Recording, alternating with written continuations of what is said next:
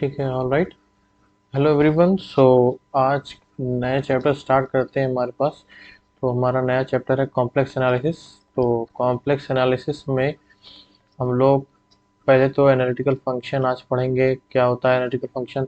फिर उसके बाद कंस्ट्रक्शन एनालिटिकल फंक्शन, फिर ऐसे ऐसे हम लोग बढ़ेंगे कॉची थ्योरम पे, कॉम्प्लेक्स इंटीग्रेशन है, रेजिड्यूज पे, टाइप्स ऑफ सिंगुलरिटी, टेलर और लॉरेंट सीरीज पर। सो इस तरह से हमारा कॉम्प्लेक्स चैप्टर ऐसे ऐसे एक्सीड करेगा। तो सबसे पहले हम लोग यहाँ डिस्कस स्टार्ट करते हैं एनालिटिकल फंक्शन का। ठीक है, function f of z is said to be analytical at a point z equal z naught if a function is continuous and differentiable at all point inside a open disk or radius del having z not as center। ठीक है, अभी हम लोग analytical function की definition के बारे में बात करेंगे। सबसे पहले हम लोग एक कॉम्प्लेक्स फंक्शन डिफाइन करना पड़ेगा। ठीक है, एक हम लोग कॉम्प्लेक्स फंक्शन एफ डिफाइन करते हैं जिसमें इसका जो डोमेन होगा एस, वो सबसेट होगा कॉम्प्लेक्स नंबर का, और उसका जो रेंज होगा एस डैश मान लेते हैं, वो भी होगा सबसेट ऑफ कॉम्प्लेक्स नंबर का। तो एक फंक्शन हम f of z equal to omega, एक हम लोग कॉम्प्लेक्स फंक्शन डिफाइन करते हैं जो कि होगा u x comma y plus iota v x comma y से। ठीक है, हर एक मैपिंग में डोमेन के लिए एक यूनिक इमेज होनी चाहिए रेंज के अंदर। ठीक है, तो इसे हम लोग मैपिंग कहते हैं। तो सबसे पहले हम लोग मैपिंग देखेंगे कॉम्प्लेक्स नंबर की मैपिंग कैसे होती है। ठीक है, मान लीजिए हमारे पास कोई कॉम्प्लेक्स नंबर है f of z equal to mod of z. तो इसकी हम लोग को मैपिंग निकालनी है। तो ठीक है, तो यहाँ से हमारे पास हो जाएगा मॉड ऑफ जेड को लिख सकते हैं अंडर रूट, इससे लेकिन थोड़ा सा कॉम्प्लिकेटेड हो जाएगा। तो सबसे पहले और इसी चीज़ को जैसे कोई फंक्शन होता है कॉम्प्लेक्स z, उसे हम लोग r e to the power iota theta में कन्वर्ट कर सकते हैं। ठीक है, तो सबसे पहले हम लोग एक फंक्शन लेते हैं। अगर मान लेते हैं हम लोग मॉड ऑफ जेड स्क्वायर ले लेते हैं, तो हमारे पास यहाँ से आ गया एक्स स्क्वायर जेड स्क्वायर लेते हैं, तो हमारे पास आया x square minus y square. यहाँ पर let z equal to x plus i y, तो यहाँ से आएगा plus two iota x y. तो यहाँ पर जो इसकी इमेज आएगी वो हो जाएगा यू एक्स का y equal to square minus y square, और वी एक्स का y equal to two x y. ठीक है,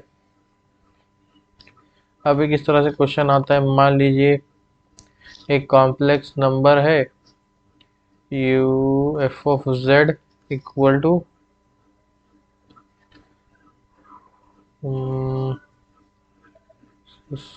रूट जेड, और इसकी हमें इमेज कही गई है। जो इमेजनरी पार्ट ऑफ इमेज है वो है हमारे पास वन प्लस आयोटा। तब हमें फंक्शन को कंस्ट्रक्ट करना है। ठीक है, तो सबसे पहले हम लोग देखते हैं मान z equal to x plus i y है, तो यहाँ अगर हम लोग इसका स्क्वायर कर दें तो z square equals to x square minus y square plus two y x Y.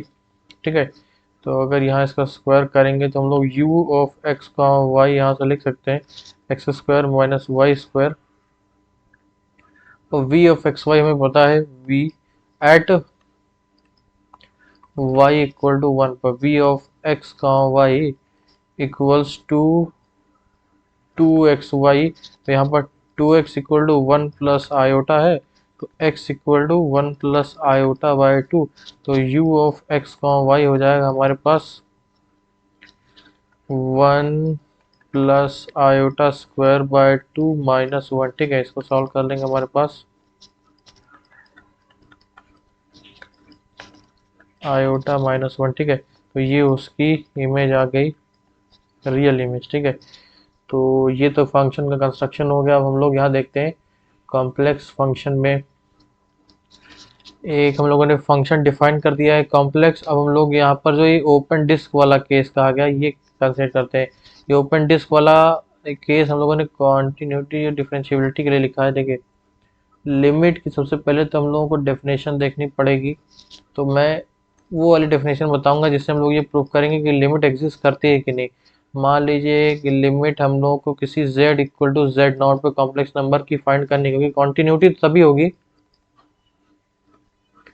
कि जब limit z tend to z naught of f of z equals to f of z naught के बराबर हो जाए, तभी हमारी लिमिट एग्जिस्ट कर देगी। फंक्शन के बराबर, फंक्शन पर जो वैल्यू आती है, मान लीजिए कह दिया जाए imaginary part of z upon f of z किस तरह से डिफाइन है, mod of z square at z not equal to zero और जीरो at z equal to zero means z equal to zero means f of zero पे हमारे पास zero है, तो limit z tends to zero f of z भी हमारे पास जीरो आनी चाहिए, तभी हमारी लिमिट यहाँ पर एग्जिस्ट करेगी। ठीक है, तो यहाँ पर हम लोग कंटिन्यूटी बात कर रहे थे। अगर हम लोग limit z equal to z naught पे एक 2D सरफेस के लिए हम लोग यहाँ बात कर रहे हैं, सिंगल डी में तो काम हमारा चल जाता था, 2D में लिमिट कैसे निकालते हैं। ठीक है, तो अगर एक्स वाई वेरिएबल्स होते हैं तो मान लीजिए हम लोग एक जेड नॉट को एक सेंटर लेके बहुत छोटी सी एक डिस्क कंसीडर अगर हम लोग कर लें,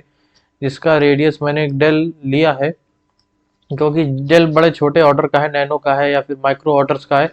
तो इस डिस्क के अंदर अगर हम लोग किसी भी पाथ से इस पॉइंट को अप्रोच करते हैं, तो अगर हर पाथ से अप्रोच करने पे हमारे पास लिमिट की भी वैल्यू जो है वो सेम आती है, तो हम लोग कहते हैं हमारी लिमिट जो होती है वो एग्जिस्ट करती है। ठीक है, ये तो कॉन्टिन्यूटी की बात चल रही है। ठीक है, अभी हम लोग एक चीज़ चेक करते हैं। पहले तो एनालिटिकल फंक्शन को कंस्ट्रक्ट करने के लिए हमें कॉम्प्लेक्स नंबर की कॉन्टिन्यूटी और डिफरेंशिएबिलिटी आनी चाहिए। ठीक है, तो कॉन्टिन्यूटी के लिए ये केस हम लोग चेक करेंगे।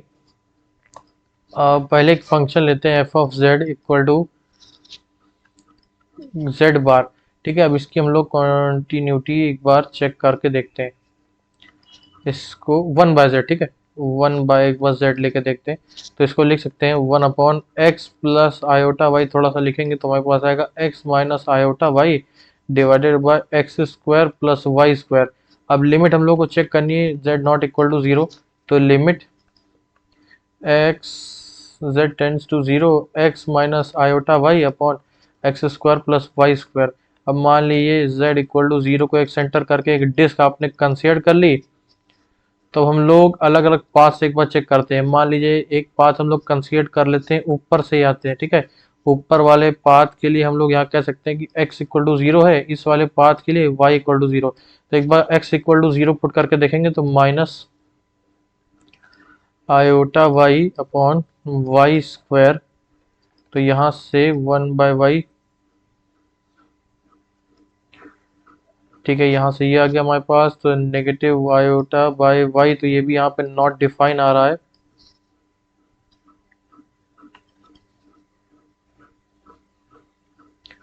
और limit z tends to zero, अगर एक बार x equal to zero path से हम लोग चलते हैं तो हमारे पास x equal to sorry y equal to zero path चलेंगे तो x अपॉन एक्स स्क्वायर आएगा, तो वन बाय एक्स, यहाँ पर भी लिमिट नॉट डिफाइन ही आ रही है।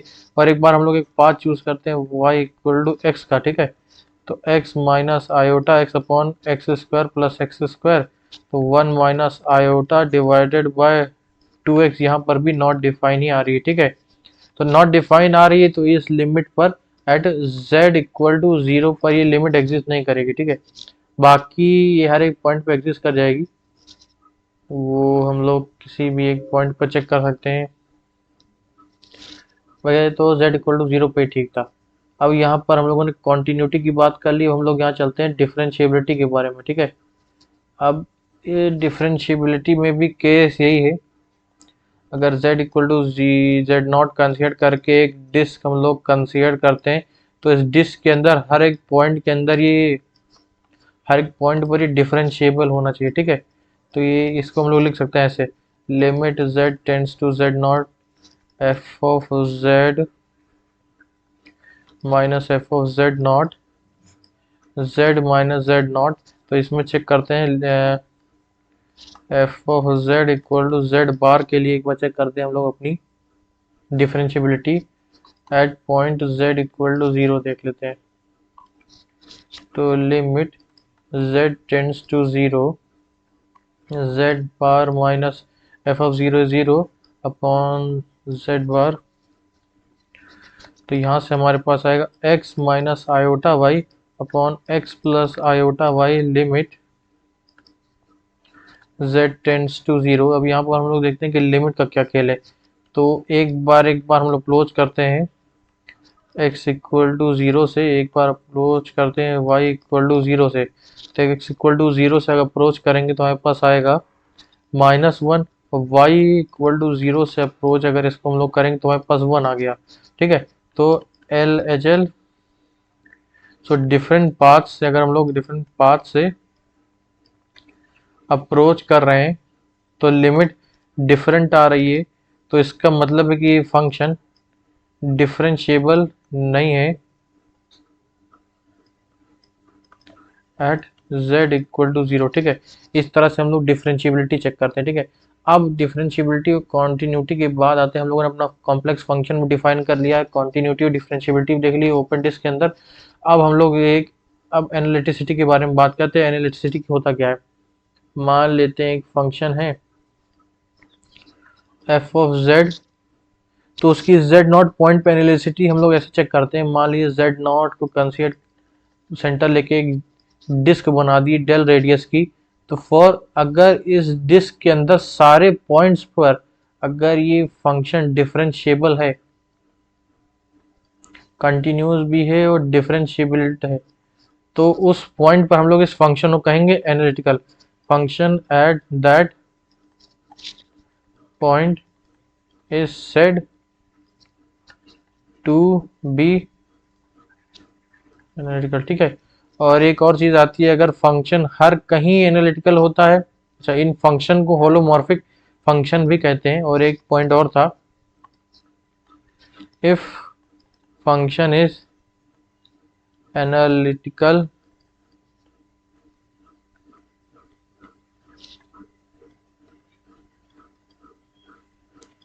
एवरीवेयर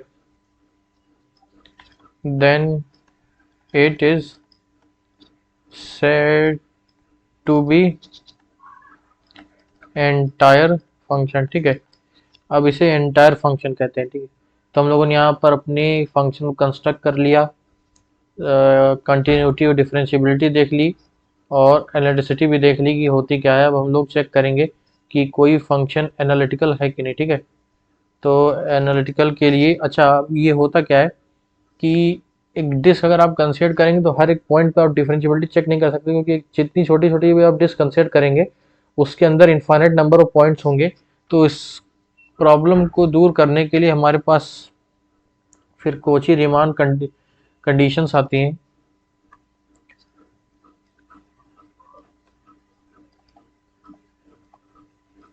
इक्वेशंस, तो इन कोची रीमान इक्वेशंस को अगर हमारा फंक्शन सेटिस्फाई करता है, ये नेसेसरी कंडीशन होती है।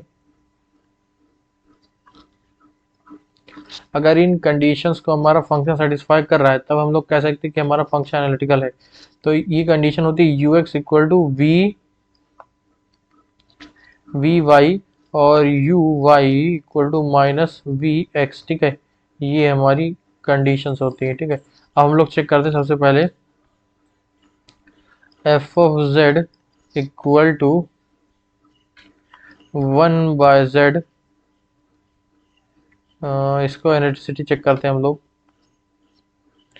तो यू फंक्शन को एफ ऑफ जेड को हम लिख सकते हैं 1/x प्लस आयोटा वाई, इसको लिख सकते हैं x/x² plus y² minus iota Y. ठीक है,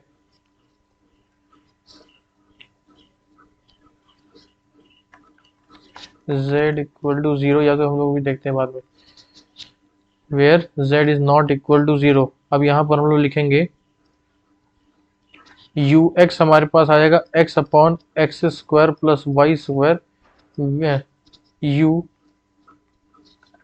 एक्स कॉमा वाई। तो यहाँ से हम लोग वी एक्स कॉमा वाई आ जाएगा -y/x² प्लस y²। ठीक है, अब हम लोग अपनी यूज करते हैं Kochi Riemann condition. You x हमारे पास हो जाएगा 1/x², तो ऐसे डिफरेंशिएट कर देते हैं। 1x² plus y square minus x 2x divided by x² plus y square का स्क्वायर, तो यहाँ आएगा हमारे को y square minus x² upon x² plus y square का होल स्क्वायर। ये है हमारा ux, uy यहाँ साथ में साथ निकालते हैं। uy हो जाएगा हमारे पास -1x² plus y square plus y 2y divided by x² plus y square का whole square, y square minus x² upon x² plus y square का होल स्क्वायर। अब uy, ये था vy। अब हम लोग यहाँ से uy निकालेंगे तो हमारे पास आएगा -2xy upon x² plus y square का स्क्वायर, और vx निकालेंगे हमारे पास आएगा 2xy upon x² plus y square का होल स्क्वायर। तो यहाँ से हम लोग कह सकते हैं ux इक्वल टू uy है, ux इक्वल टू vy है, और uy equal to minus of vx है। ठीक है, लेकिन एक चीज़ कहना चाहूँगा, for all x comma y not equal to 0,0, तभी ये कंडीशन ट्रू हुई है, तभी समझे। क्योंकि अगर x को 0,0 ले लोगे तो डिफरेंट पाथ्स के लिए इसकी लिमिट की वैल्यू डिफरेंट आ जाएगी। ठीक है, तो इसीलिए 0,0 पर ही फंक्शन एग्जिस्ट नहीं करता है। तो ये फंक्शन एनालिटिकल हर जगह है एक्सेप्ट 0,0। तो इसे इंटायर फंक्शन तो नहीं कह सकते कि 0,0 पर ये एग्जिस्ट नहीं करता। ठीक है, तो यहाँ से हम लोगों ने एनालिसिटी इसकी चेक कर ली है। और अगर एनालिटिसिटी चेक करना चाहें तो हम लोग एक और चीज़ फंक्शन की चेक कर सकते हैं। मान लीजिए दूसरा function f of z equal to एक हम लोग ले सकते हैं जेड बार की, तो यहाँ आ जाएगा हमारे पास, या जेड स्क्वायर ले लेते हैं, तो x² minus y square plus 2 iota x y. ठीक है, तो यू एक्स कामा वाई हमारे पास आ गया x² minus y square, v x comma y हमारे पास आ गया 2xy, यू यहाँ से हम लोग कैलकुलेट करते हैं, यू एक्स हमारे पास आया 2x, यू वाई हमारे पास आया 2x, सॉरी वी वाई, और यू वाई आया हमारे पास 2y, यू वी एक्स हमारे पास आया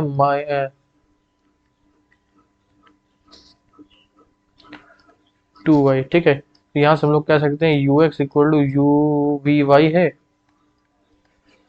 and u y equal to minus v x है। ठीक है, तो यहाँ से ये भी कह सकते हैं कि ये हमारा फंक्शन एनालिटिकल है। ठीक है, तो आज हम लोगों ने देखा कि कॉम्प्लेक्स एनालिसिस में एनालिटिकल फंक्शन क्या होता है। सबसे पहले तो हम लोगों ने complex function f of z define किया इक्वल टू ओमेगा, जो है combination of some two where u x comma y and, ठीक है इसे जाने देते, रियल फंक्शंस हो जाएंगे। फिर हम लोगों ने यहाँ डिफाइन किया फंक्शन हमारा, तो हम लोगों ने देखा कैसे इनकी इमेज निकाली जाती है। फिर कॉन्टिन्यूटी के लिए हम लोगों ने यहाँ पर चेक किया। फिर हम लोगों ने डिफरेंशिएबिलिटी देखा, कॉन्टिन्यूटी के लिए एक डिस्क कंसीडर की, तो डिफरेंशिएबिलिटी के लिए हम लोगों ने यहाँ पर देखा कि ये कैसे किया जाता है। फिर एनालिटिसिटी के लिए हम लोगों ने एनालिटिक कंडीशन देखी। एनालिटिसिटी होती क्या है, हर एक पॉइंट डिस्क कंसीडर करें, एक ओपन डिस्क, तो एक हर एक पॉइंट के अंदर, हर एक उस डिस्क के हर एक पॉइंट के अंदर इसको डिफरेंशिएबल होना पर हर एक पॉइंट पर, तभी ये एनालिटिकल फंक्शन होगा। और if function is analytical everywhere then it is said to be entire function. Entire function हम लोगों ने देखा। और कॉची रीमान कंडीशन हम लोगों ने देख ली कि function Cauchy Riemann condition satisfy करना चाहिए तभी वो एनालिटिकल होगा। तो आज के लेक्चर में इतना ही। हम लोग अब नेक्स्ट लेक्चर में देखेंगे construction of analytical function. Thank you.